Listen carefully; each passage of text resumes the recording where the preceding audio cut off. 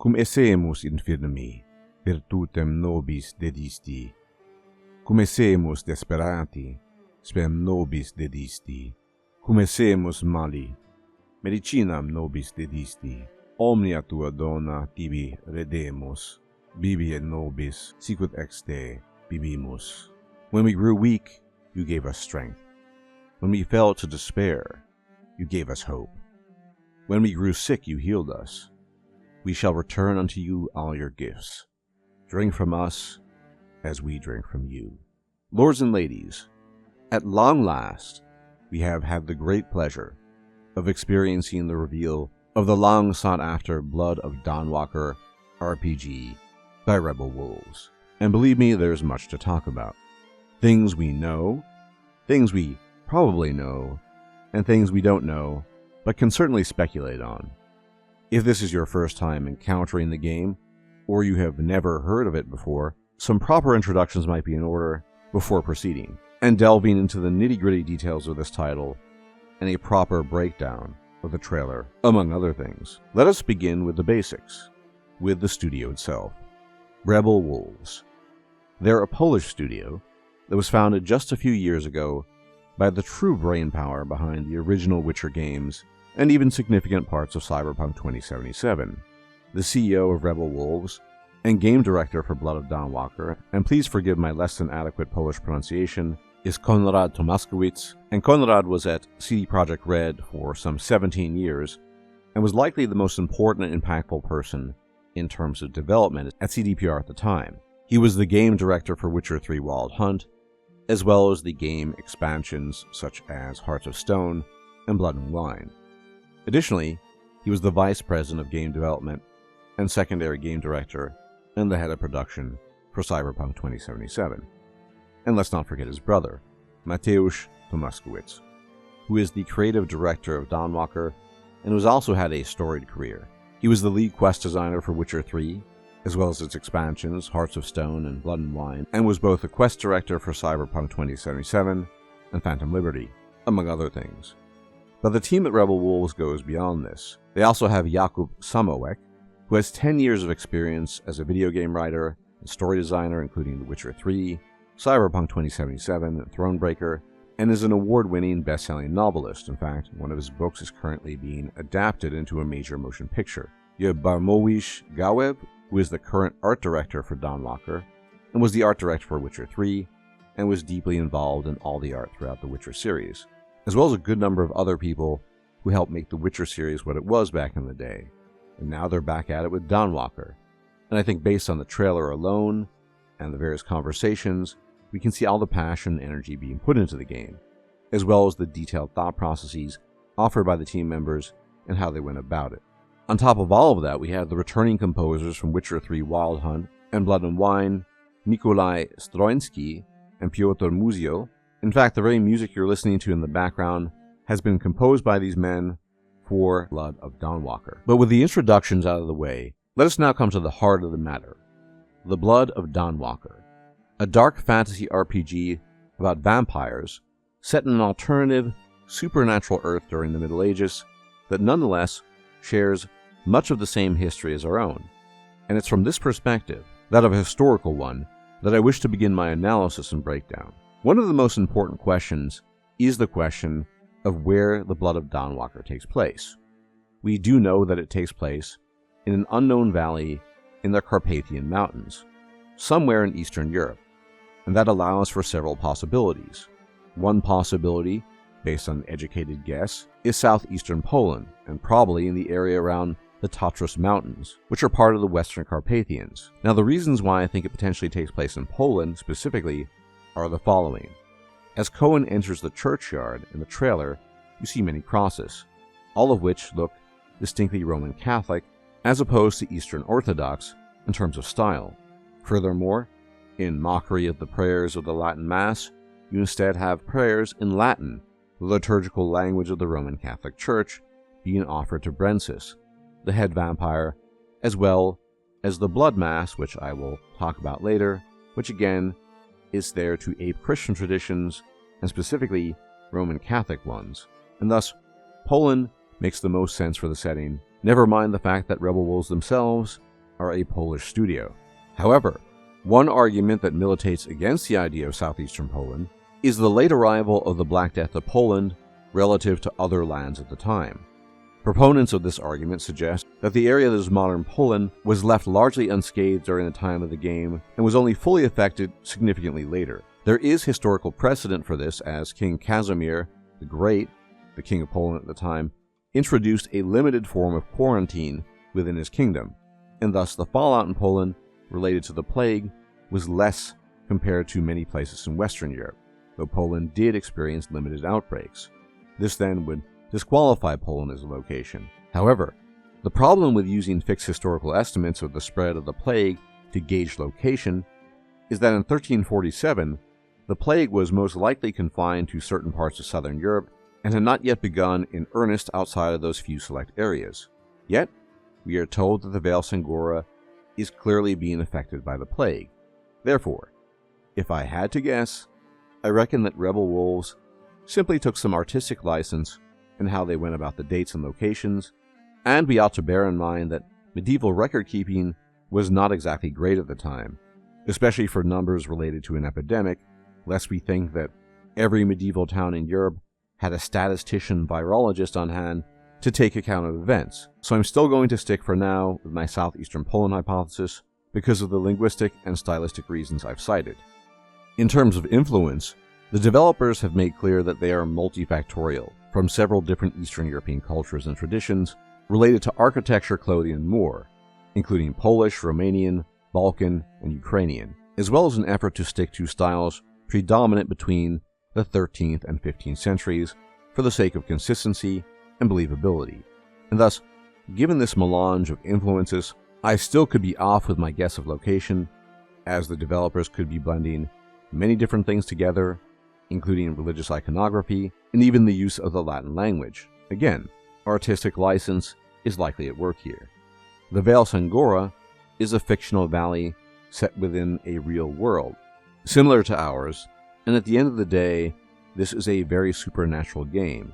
So we may never know the precise location, especially if many different Eastern European influences and traditions have been used across many different aspects of the game. Nevertheless, it's always fun to speculate. Despite this, we're told in the trailer that the events we bear witness to take place in the year 1347. And whatever potential historical inaccuracies there might be, this year has not been chosen willy-nilly, nor on a whim, because the years 1346 to 1353 are some of the most significant years in European history, and tie into what is possibly the most important event in the European Middle Ages, which is the bubonic plague. This bacterial infection, known scientifically as Yersinia pestis, is carried by fleas that nest with rats as hosts, and is exceptionally virulent. Victims suffer from boils in the groins, necks, and armpits that ooze pus and bleed when opened, and eventually, the immune system is overwhelmed by the mass of bacteria, leading to septic shock as the body's blood vessels begin leaking, decreasing blood volume, and this then leads to abnormal clotting and multiple organ failure, and thereupon death. The Black Death began in earnest in 1346, after a ship originally hailing from Asia docked in Messina, Italy. The ship bore not only the sailors that manned it, but also many rats that served as hosts to the fleas that carried the plague, and in time, through travel and trade, it spread like wildfire. As mentioned prior, traditional time estimates of the plague begin around 1346 and end in 1353, and by then, at least a third, and potentially half the European population had been extinguished, possibly upwards of 50 million people, of a total of 100 million. And I think that it is impossible to overstate the importance and impact that this pestilence had. The Black Death forever changed the fabric of Europe, leading to fundamental shifts in culture, religion, and even the economy, as we would likely not have the global economy we have now without it, as the agrarian-based feudal economy could no longer be sustained after the massive loss of life. But the key thing to note here is that to the people living through it, it felt like the end of the world had arrived. The Black Death had shattered the worldview of many at the time, leading to a loss of faith and giving rise to radically new interpretations of the world, such as the Danse Macabre, a late medieval allegorical artistic tradition depicting the universality and inevitability of death that remained current for centuries thereafter, as in this painting called The Triumph of Death by the Flemish painter Peter Bruegel. One need only imagine it. The streets of European cities were littered and strewn with corpses as people dropped like flies, and they died so quickly in such numbers that no one could dispose of the bodies in a timely manner, nor would they have wanted to, as contact with the boils on the dead bodies could spell doom for the living. No one felt safe. And during this time, all manner of hucksters and deluded physicians would attempt to treat the pestilence with the strangest of cure-alls, ranging from vinegar to snake venom to mercury to bloodletting and sometimes still stranger things. People around this time were beyond desperate and afraid. Indeed, it's hard for a modern human being to imagine the scale of human destruction by disease, but that is precisely the environment of Blood of Dawnwalker, a place where plague threatens all, and in desperation, people are willing to do anything to put an end to it, even killing the young girl Lunka, the protagonist's sister, however ineffective that might be as a means of ending the plague. And this, of course, is where the main antagonist, Brenis, the many-fanged vampire, comes into play. He charms Cohen via his vampiric stare, and snatching his sister out of his arms, feeds her his blood, thereby healing her, demonstrating by action what is depicted in the original Latin phrases referring to Brenis as a savior figure. Imagine living under the constant threat of plague, starvation, robbery, and death, and along comes a fearsome creature that nonetheless acts benevolently towards you for a price. That price being your blood and your obedience. The human ruler had failed, and if anything, had only made things worse in Vale Sangora. And Brenis offers meaningful, and most importantly, tangible solutions. And the only thing you need to offer him in return for the sake of keeping the peace and maintaining order is your blood and fealty.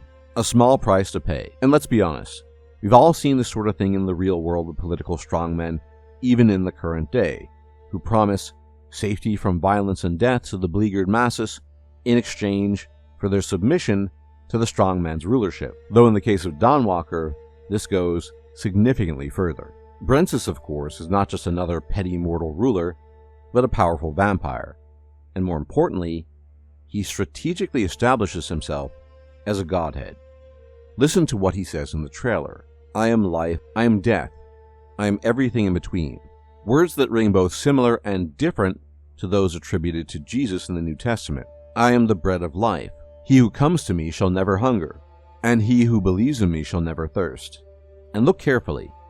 Just before he utters those words to Cohen, where Brenis stands, directly in the middle of the mural depicting left and right demons torturing humans, a crucifix, the symbol of Christ, stands at the center. And as Brenis rises, he now overshadows the cross at the center and stands there in Christ's stead, a new God King with the power to heal the sick and bring safety and prosperity to the inhabitants of Vale Sangora. And to the people of Vale Sangora, Brenis is by intention the Messiah, and as such introduces religious rituals that bear strong similarity to Christian rites, but with a twist. The Blood Mass, we're told, is an event where Brenis feeds his subjects vampire blood, which is eerily reminiscent of the rite of the Eucharist in Christianity, or the rite of thanksgiving to God. The practice and belief of consuming bread and wine meant to represent the figure of Christ, and specifically, within Roman Catholic tradition, representing Christ's blood and body. Adherents believe this is an act of gratitude offered to God, and that these food items undergo transubstantiation, whereby they literally become the body and blood of Christ. By offering the masses his actual blood, Brenis weaponizes the Christian tradition for his own purposes, appearing benevolent and, even more importantly, familiar. And through the ritualization of the Blood Mass, he repurposes an old tradition, and specifically one that leads to a kind of Stockholm syndrome whereby the masses he shepherds feel attached and bound to him even if he acts in a harmful manner. Listen to these words most likely attributable to Brenis himself. Your Lord claims to be your shepherd, but what shepherd leaves his sheep unattended? What shepherd watches them idly as they die in droves? What shepherd ignores their pleading bleating? A shepherd guards his flock, does he not? He guides them to the green pastures, so that they can eat. He guides them to the stream, so that they can drink. And when the night falls, he lights a fire, so that they can sleep in peace. This is what the shepherd gives. But the shepherd also takes. He shears his sheep, he milks the ewe lambs, and sometimes he slaughters them too. Is bleeding one lamb a steep price to pay for the safety of the whole flock? Brenis is your shepherd. He cares for you. He guards you. However, for your protection, you must pay. This is clearly said in mockery of God in light of the Black Death, as how could a just God allow for his children to die in droves? And indeed, many people of the time asked themselves this question. And in sweeps Brenis, proving himself stronger than God by healing the masses with tangible earthly power. I would even go so far as to speculate that Brenis actively dislikes Christianity, not just because of his actions in the Vale, but because of the fact that he is in fact older than Christianity, as we will discover, and likely sees it as weak and effete, predating its origins, and thus having nothing but contempt for it. I dare say he actively enjoys twisting Christian rites to his own purpose. And Brenis, we are told, takes further measures and locks away the Vale Sangora from the outside world, further cementing his stranglehold. Brenis is thus in many ways the classic tyrant, justifying his despotism by his mercy and his wrath.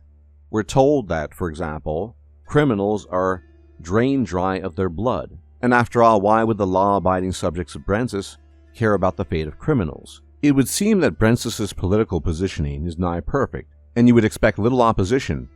But despite the general acceptance of this, we're told that some mortals are not very pleased with the situation in Vale Sangora, and turn to the occult and forgotten magic as a way of combating Brenis. And this makes sense. Whenever there's a tyrannical ruler, there are usually some discontents who strive to oppose him. But the risks in Blood of Dawnwalker seem great indeed, if you're willing to tap into one dark force in order to combat another dark force. I'm sure you all are familiar by now with the Nietzschean adage of, "He who fights with monsters should look to it that he himself does not become a monster." And I fully expect that this theme of relying on darkness to combat darkness will be a recurrent one in the game, most prominently for the protagonist, Cohen himself, as well as seemingly other inhabitants of the Vale Sangora. And I can also imagine some underground faction that works against the interests of Brenis by any means necessary, that Cohen might be able to ally with on his quest to oppose him. And speaking of our Lord Brenis, who is he? And what are his origins? Well, there's only so much you can say about that given what limited information we have on hand, but there are, I would say, two key pieces of information. One in his name, the other found in an object he wears that tells us with near certainty where Brenis hails from originally, and perhaps even who he was in mortal life. Now, in some of the lore notes posted by Rebel Wolves, we read, "Kniaz Brenis heard our cries, our helpless bleeding, and he came to our aid, healed us." When we look at the word Kniaz, we see that it is a word of Slavic origin and a historic term, originally referring to a chieftain of a Slavic tribe, and later, during the feudal period, changing meaning to something along the lines of duke, prince, or even king, depending on the context and its correspondence in Western Europe. And ultimately, the word itself is cognate with the English word king, and its Germanic equivalents, such as German König or Dutch Koning. And this by itself does not seem all that remarkable, as Brenis has effectively installed himself as ruler, and it's common practice to refer to rulers of the past by king first and by name second. But given the other component of his name, I believe there's more to this than just convention. The name Brenis is technically Baltic or Slavic in origin, but names are adapted to languages all the time and change form in the process.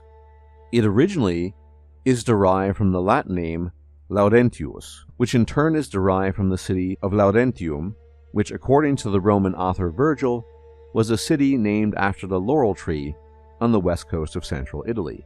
Of course, what is one of the most prominent symbols of Rome and Roman power among others? The laurel. In particular, the crown laurel worn by the Caesars to justify their authority. So both the title Kniaz and the name Brenis go hand in hand to refer to both authority and Roman origin. But perhaps more important than this is one piece of visual information that arguably confirms the origin of Brenis beyond any doubt. The year in which the trailer takes place is 1347 AD, and Brenis wears a very special sword on his side, one that is far older by design and has not been used in over 1,000 years, the Roman gladius, a short thrusting sword that was the mainstay of Roman soldiers between the 3rd century BC and the 3rd century AD. The gladius he bears is clearly unique and is likely a keepsake from his mortal life, or else was specially forged for him, since no warrior soldier of the 14th century uses such swords, and they had long stopped being produced by this time. And thus we know through a combination of his name, and more importantly the weapon he wields, that Brenis harks back to Roman times, possibly even back to the time of the Roman Republic. More importantly, he likely would have to have been involved in the military first as a Roman soldier, and later as a military leader, in order for him to assign such weight and importance to a blade, and in order for him to continue wearing it on his hip more than a millennium later. It may even possess magical properties, given its unique appearance.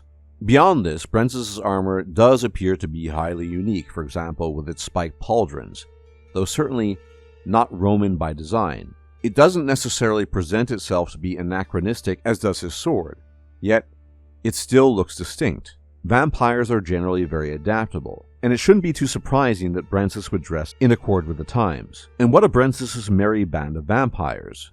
There are 3 in total. We have been told by the developers that these are his allies, and you will be interacting with them in important and reactive ways as Cohen, and one could well imagine that, though they nominally follow Brenis, their relationship could prove to be more fractious than meets the eye.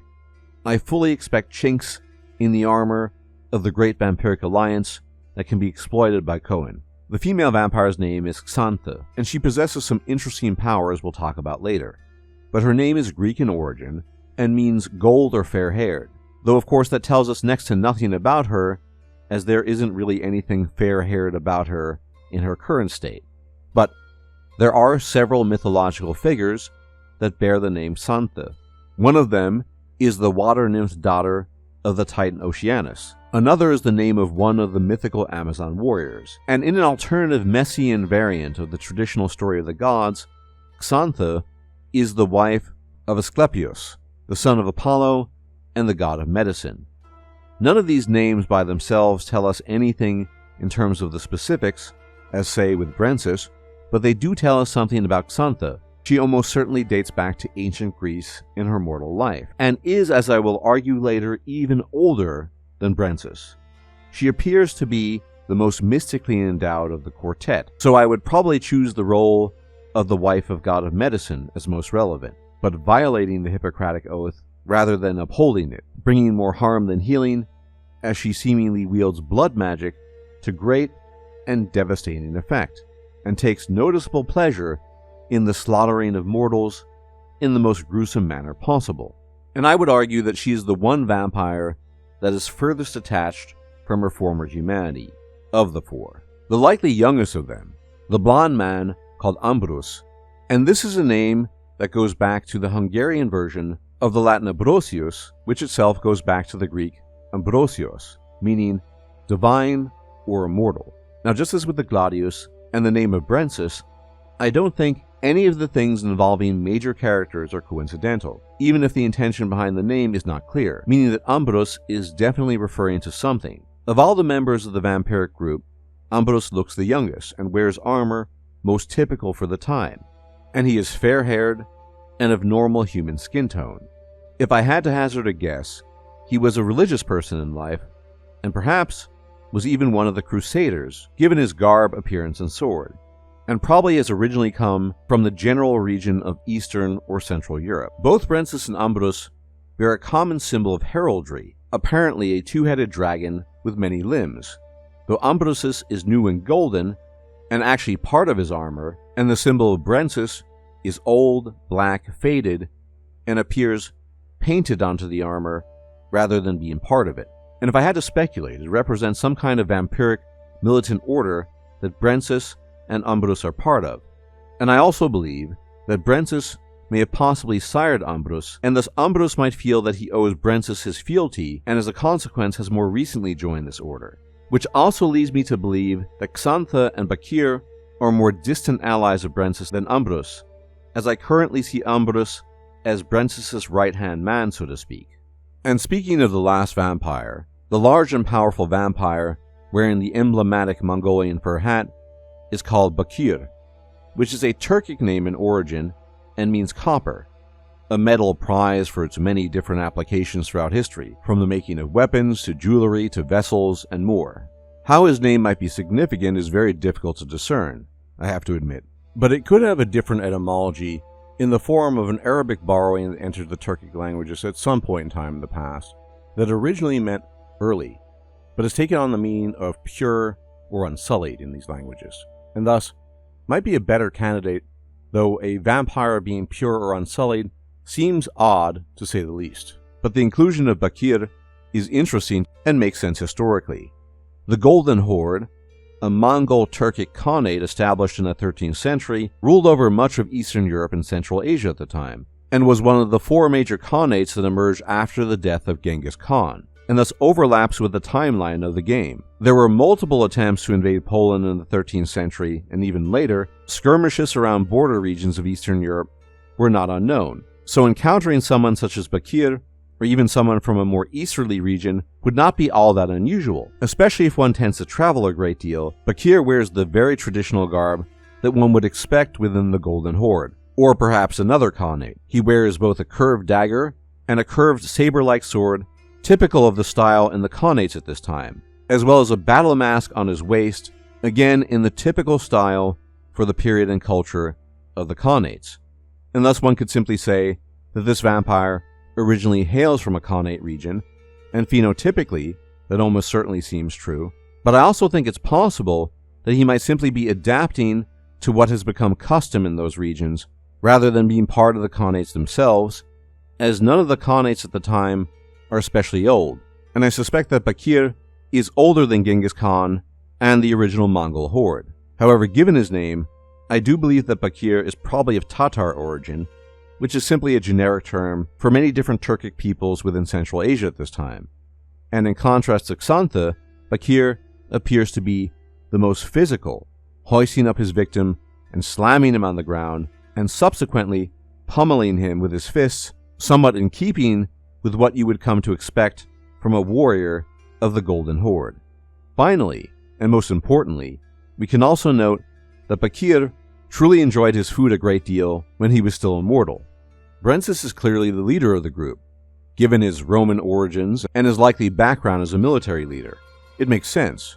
The others may follow him, but obviously have their own goals and personalities, which are difficult to divine from the little we can see. Xantha is clearly the most magical of them, invoking powers at range that can only be referred to as sanguimancy. But at the same time, there's an argument to be made that she's also the oldest of the 4, as alluded to prior. The developers have explained to us that as vampires age, their fangs increase in number and size, and in some cases, as they age, their fangs begin to protrude from their skull.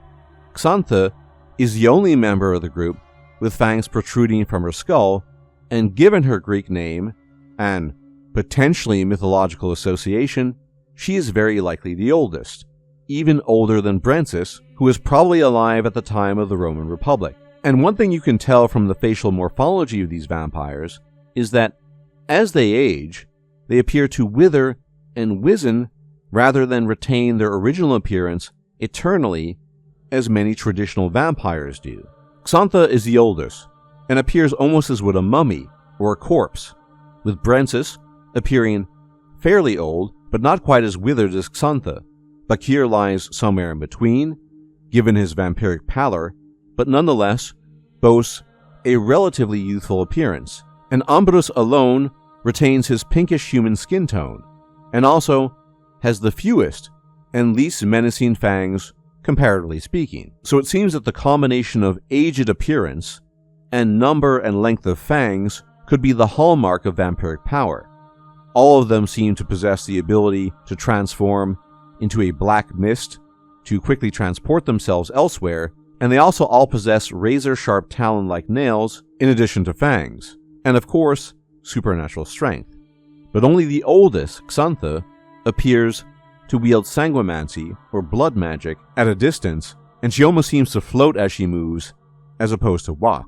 And if you pay careful attention during the trailer, you will notice a small red moth observing the humans just before the vampires enter the scene. This moth, I believe, is under the control of none other than Xantha, and serves as her eyes without her needing to be there directly.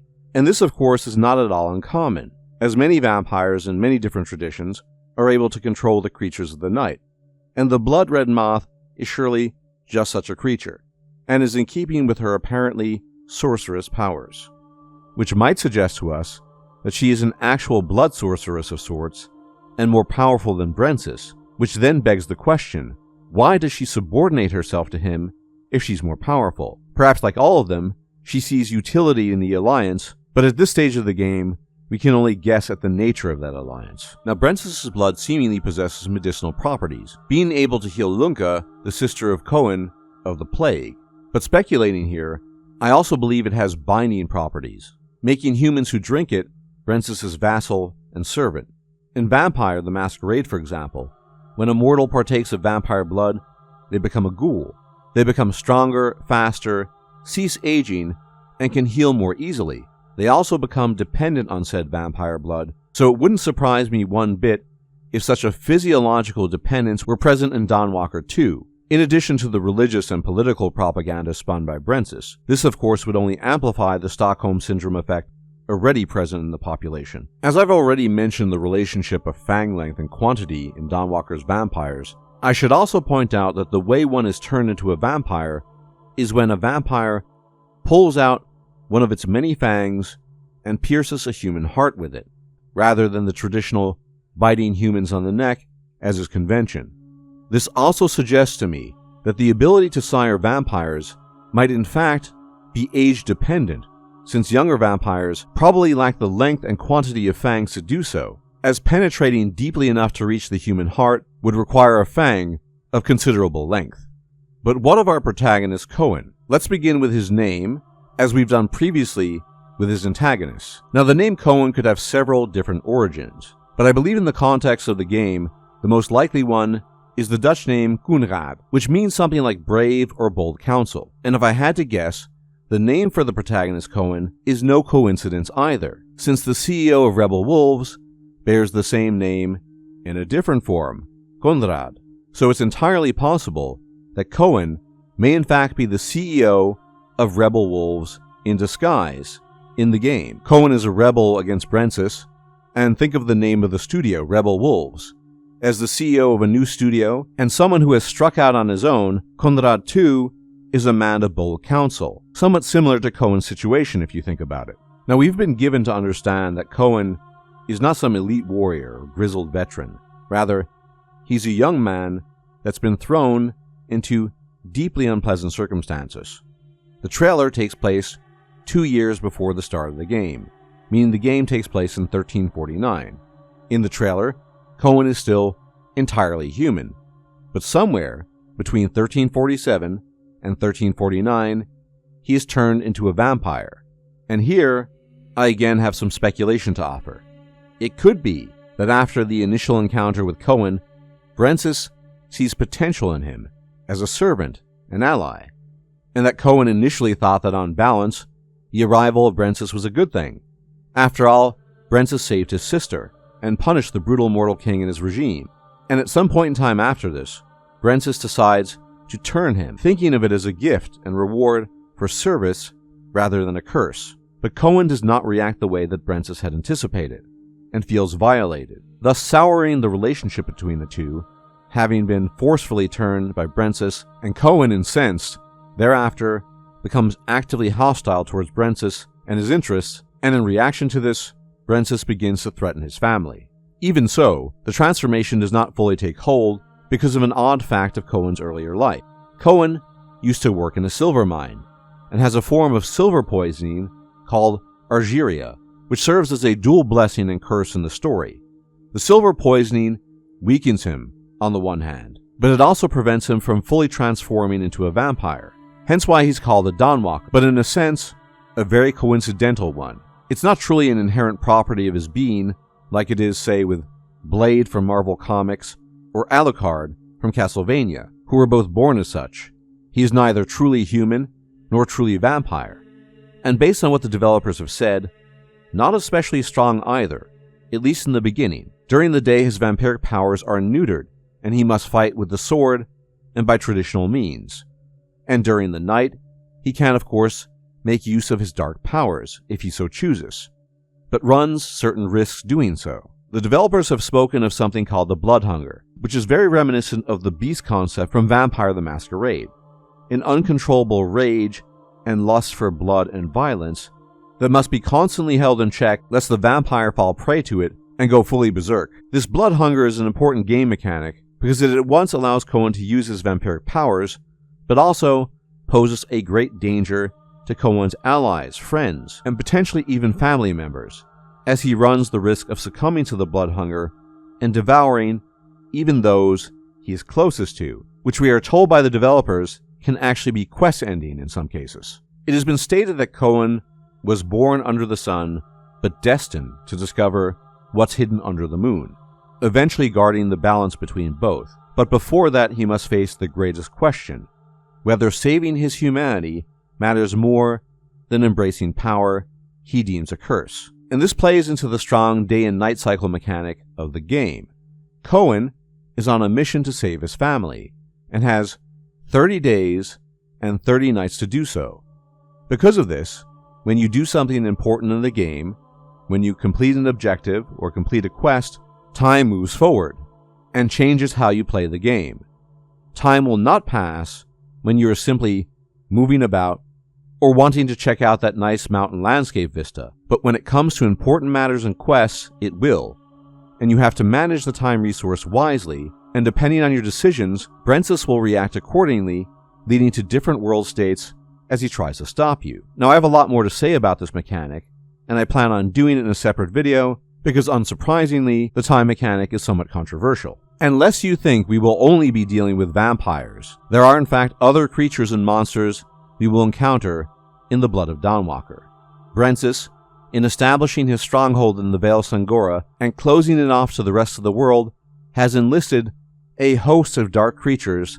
Some of these creatures, such as the Uriash, serve in his militia as soldiers, and I believe the creature in this image might in fact be just such an Uriash. Kobolds used to hide deep within mines, and would never come out to attack humans, and are now out and about to be seen in the Vale Sangora. And undead lurk in ancient and forgotten tombs, and you will have to interact with all of these beings on their own terms in ways that might surprise you, implying that these creatures very much have their own interests and personalities, perhaps even interests that run counter to the interests of Brenis, and thus perhaps they can become your allies.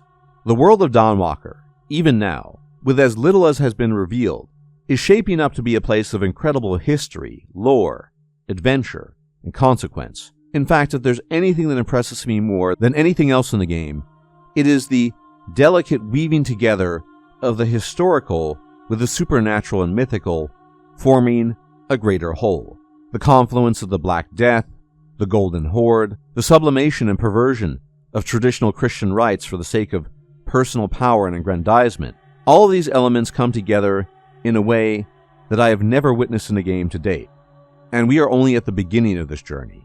Come summer, there will be a long gameplay reveal, and I'm sure there'll be new info drops along the way. This is a game that is absolutely my #1 title to look forward to going forward, and I personally cannot wait to learn and experience more.